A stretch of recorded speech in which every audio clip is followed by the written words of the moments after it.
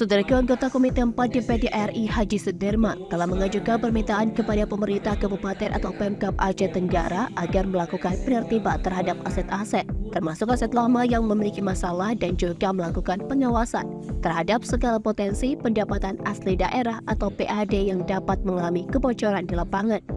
Haji Sudirman yang akrab disapa Haji Umar ini menyampaikan permintaannya saat melakukan riset 1 DPD RI di ruang kerja Bupati Kabupaten Aceh Tenggara pada Senin 2 Oktober 2023. Pertemuan tersebut dihadiri oleh beberapa pejabat termasuk PLT Sekda Yusrizal ST, Asisten 3 Sekda Kap Sudirman, Asisten 1 Muhammad Ridwan, Staf Ahli Zulkarnain, Kadis PUPR Sadli ST, Kadis BPKD Aceh Tenggara, Hatarudin SEAK, Kadis Pertanian Rizkan SP, Kadis Koperasi dan UMK Sulfan Harijadi SSTP, Sekretaris Disperindak Noker Aceh Tenggara Mulyadi SPD, serta pejabat lainnya. Haji Umar menjelaskan bahwa selama kunjungan kerja ini mereka membahas berbagai masalah terkait dengan Undang-Undang Hubungan Keuangan antara pemerintah pusat dan daerah atau K.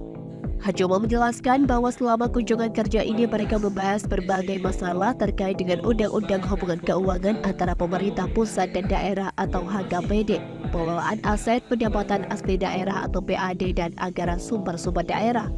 Oleh karena itu, mereka perlu mengontrol dengan ketat alur pendapatan untuk daerah agar dapat mencegah kebocoran retribusi atau sumber PAD.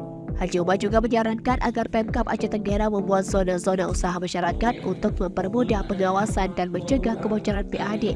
Meskipun retribusi PAD besar, tetapi masih terdapat kebocoran di lapangan. Oleh karena itu, langkah-langkah tertentu perlu diambil untuk memastikan tidak ada lagi kebocoran PAD dan retribusi yang dikumpulkan oleh Pemkab.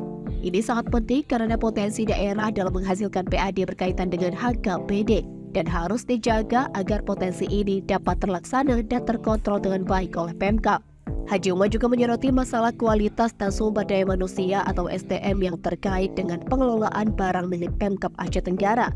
Ia mengatakan bahwa penggunaan barang milik pemerintah seringkali tidak optimal, terutama dalam hal sewa barang milik pemerintah dengan harga yang masih kurang wajar di lingkungan tersebut. Dari Aceh Tenggara, Asnawi Nui, Tribun Gayo.